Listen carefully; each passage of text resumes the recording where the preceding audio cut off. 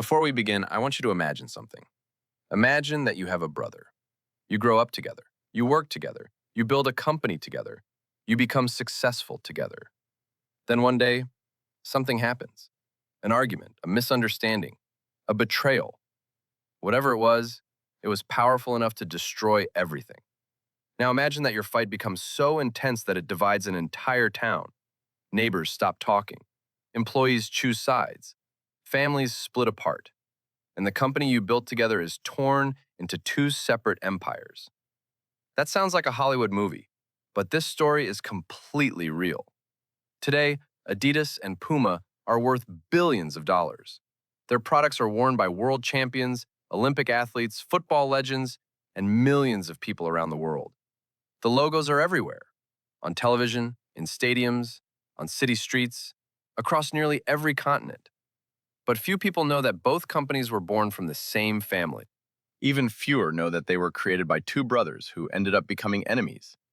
This is the story of Adolf Dassler and Rudolf Dassler, the story of one of the most dramatic family feuds in business history, a rivalry that lasted for decades, a rivalry that transformed sports forever, and a rivalry that created two of the most powerful brands on earth. Our story begins in a small German town called Herzogenaurach. Today, the town is famous around the world. But in the early 1900s, it was quiet, small, ordinary. Nobody could have predicted that this tiny place would one day become the center of a global business war. In this town lived the Dassler family. Like many families at the time, they were hardworking and far from wealthy. Money was limited, opportunities were limited. Life was simple. Yet inside this modest family were two boys who would eventually change the sports industry forever. The older brother was Rudolf Dassler, confident, energetic, outgoing. He loved people.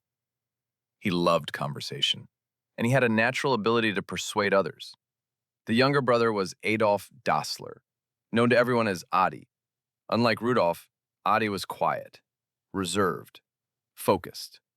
He preferred creating things rather than talking about them. He could spend hours studying small details, hours improving a design, hours searching for perfection. At first glance, the brothers seemed completely different. But together, they formed the perfect team. One understood products. The other understood people. One built. The other sold. And that combination would become incredibly powerful. As the years passed, Adi developed a fascination with sports, particularly athletic footwear. At the time, sports shoes were basic, heavy, uncomfortable, poorly designed. Athletes simply accepted this reality. Adi did not.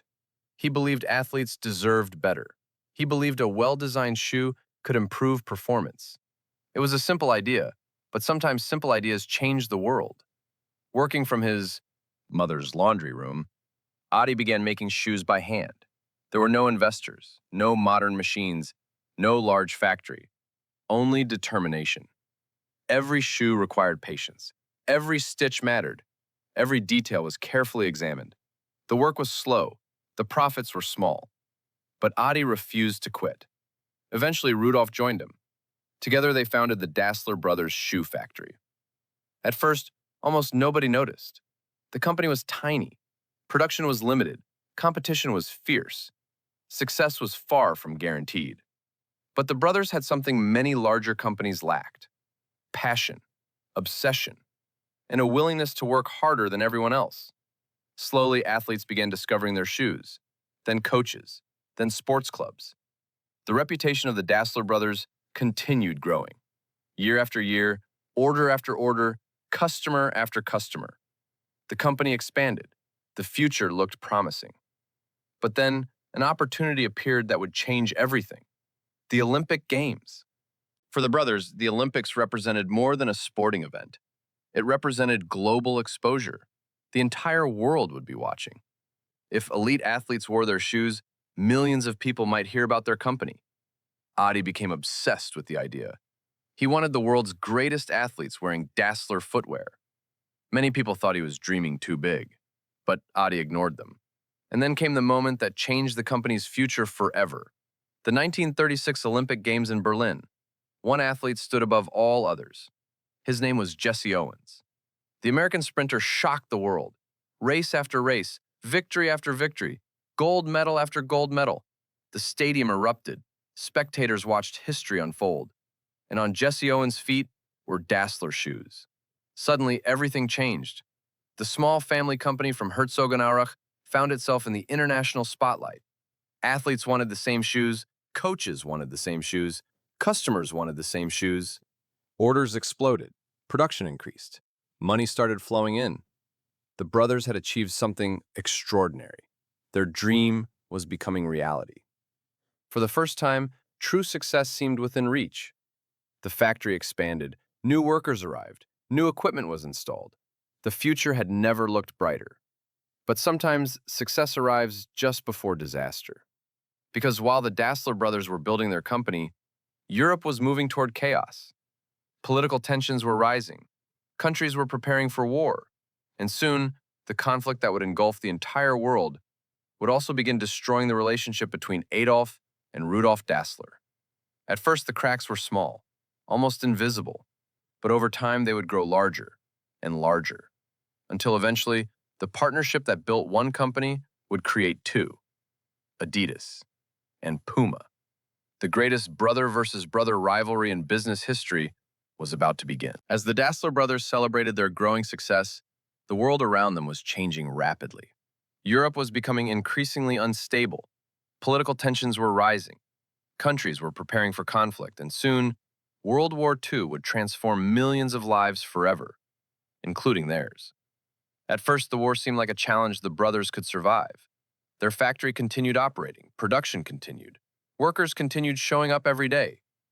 But beneath the surface, pressure was building. The stress of war affected everyone. Resources became scarce. The economy became unpredictable. Fear became part of daily life. And under those conditions, even the strongest relationships could begin to crack.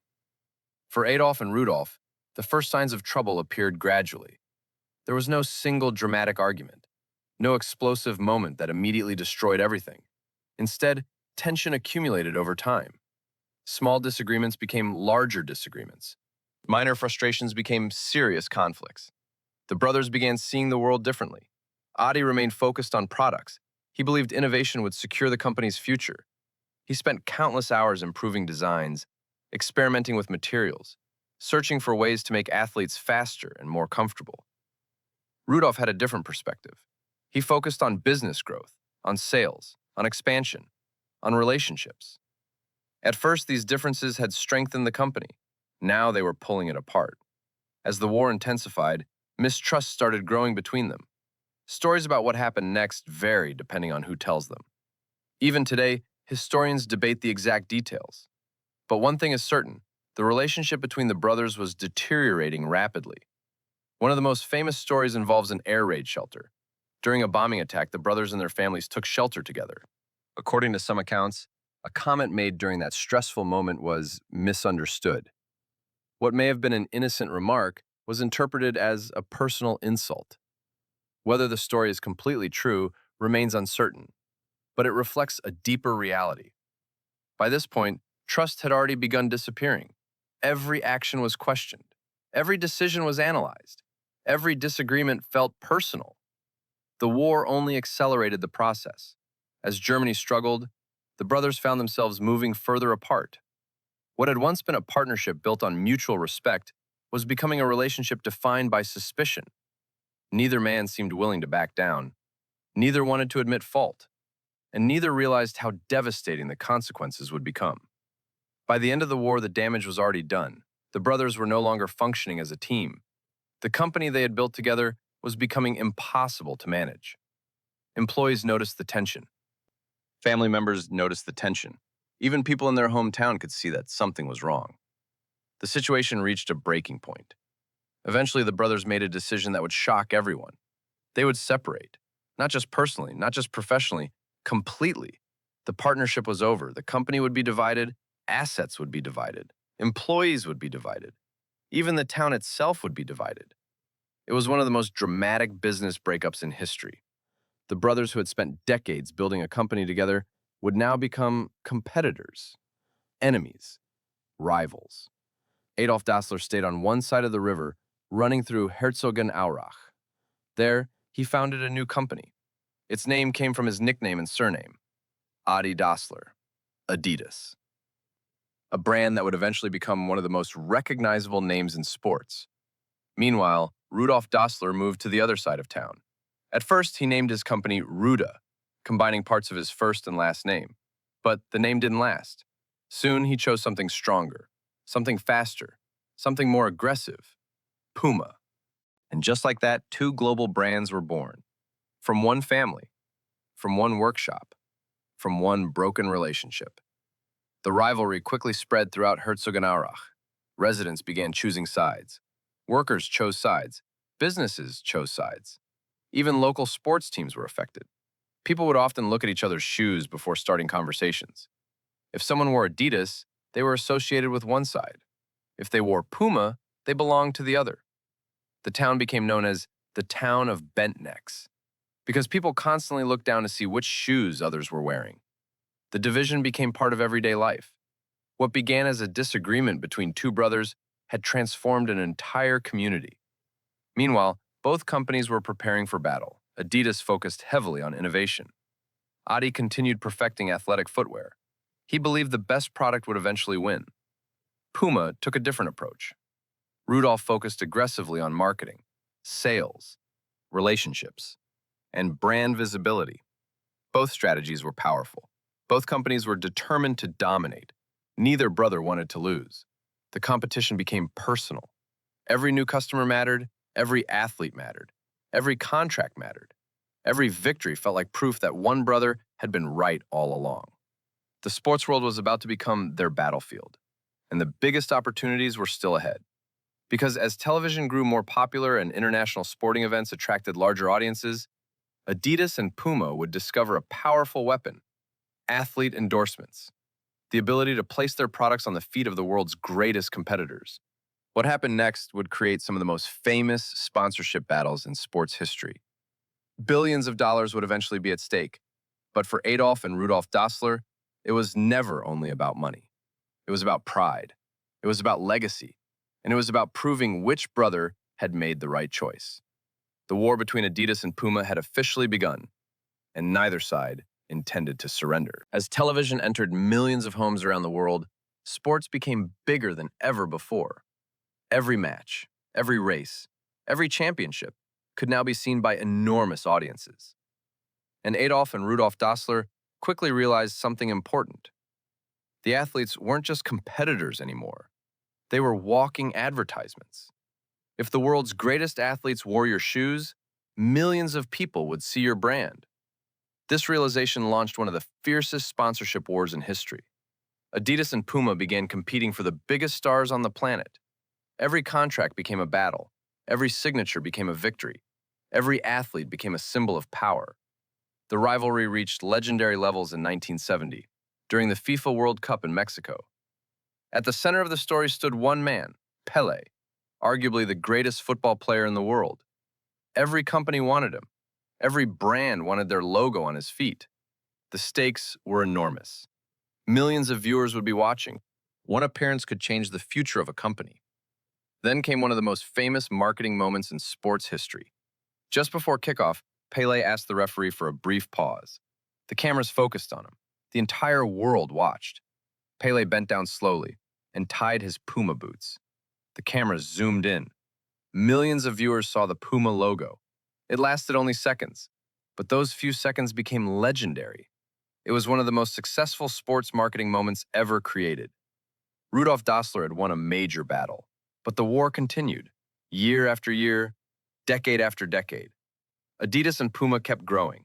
New factories opened, new markets were conquered, new athletes joined their rosters. What began in a tiny workshop had evolved into a global business empire. Yet despite all the success, there was one thing neither brother ever regained: their relationship. The years passed. The companies became larger. The profits became larger. The fame became larger. But the distance between Adolf and Rudolf only grew. They never truly reconciled. They never rebuilt what had been broken. The rivalry that created billions of dollars had also destroyed a family. When Rudolf Dassler died in 1974, the conflict remained unresolved. When Adolf Dassler died in 1978, the situation was much the same. The brothers who had once shared a dream left the world without truly ending their feud. Even in death, the symbolism remained powerful. They were buried in the same cemetery, but as far apart as possible, a final reminder of a conflict that lasted a lifetime. Meanwhile, Adidas and Puma continued marching forward, long after their founders were gone. The companies evolved into global giants. Their products appeared at World Cups, Olympic Games, championships, and major sporting events across the world. Today, both brands generate billions of dollars in revenue. Both are recognized on nearly every continent. Both helped shape modern sports culture, and both owe their existence to the same family, the same workshop, the same dream. It is one of the greatest ironies in business history. If Adolf and Rudolf had remained united, perhaps they would have built an even larger empire together. Or perhaps the competition itself is what made both companies great. We'll never know. What we do know is this. Two brothers started with almost nothing, a small workshop, a handful of tools, and a belief that they could create better athletic shoes. That dream changed sports forever, but it also came with a cost. Because sometimes the same ambition that builds an empire can also tear a family apart. And that is why the story of Adidas and Puma is not just a business story.